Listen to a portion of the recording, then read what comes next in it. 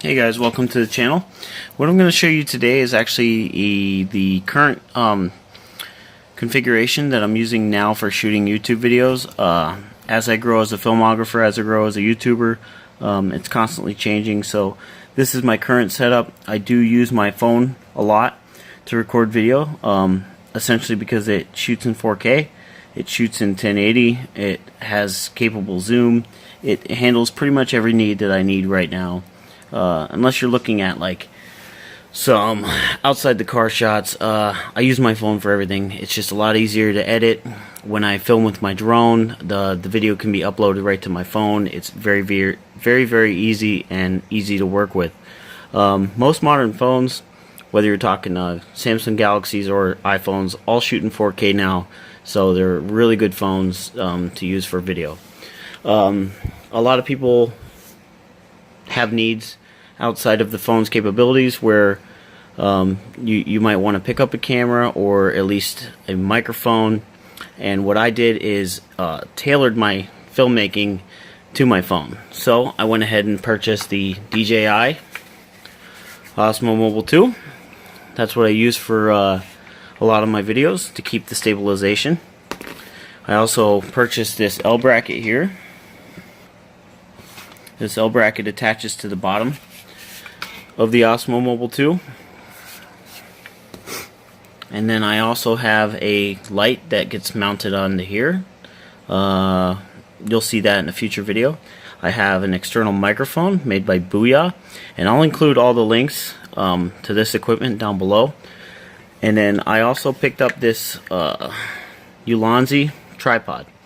There are some upsides and some downsides to this tripod. I love how this tripod collapses. It's very easy to use. It's lightweight, and at the drop of a hat, you just pop it open. It's just wide enough to hold this whole operation together. They do make longer ones if you need a more stable platform, and I suggest you get a bigger one if you're going to use something that's extended, something that brings the height up. If you're going to use time-lapse or anything like that, anything outside that's going to have a lot of wind, you're going to want a more stable platform. So this might not be the best option for you, but it really works for me and I like it. So now I'll show you how I attach all of this together. Okay, so for the purpose of this video, I'm not going to attach the microphone while I'm filming, because I have a dehumidifier running in the back, because I'm down in my basement gym and I'm getting some feedback in the microphone from that running, so I'm not going to attach it right now. But there's a trick to mounting your phone with the Osmo Mobile 2, because a lot of people have a hard time getting this mounted and also attaching any sort of external microphone or any sort of lapel mic when it's in the Osmo because of the spacing. The Osmo attaches to the back of your phone. Let's see if I can get it. Alright, that's kind of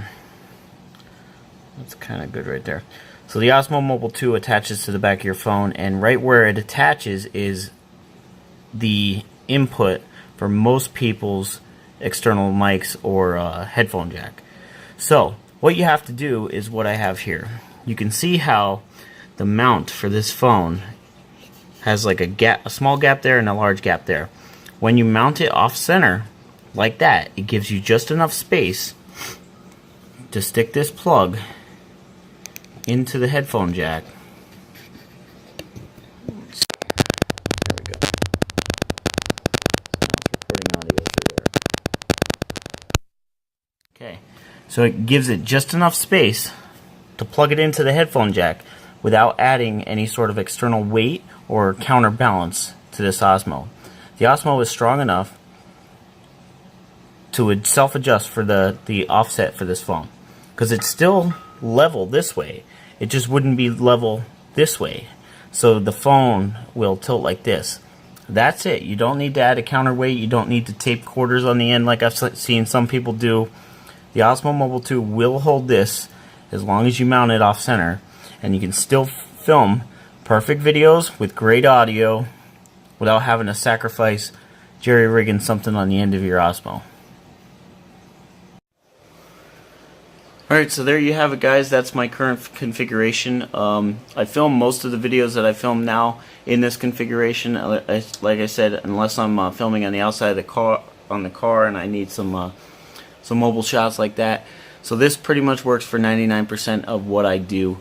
I do have a halo light. I do have an external mic, and it all fits on this L bracket, and it all can be supported by this tripod.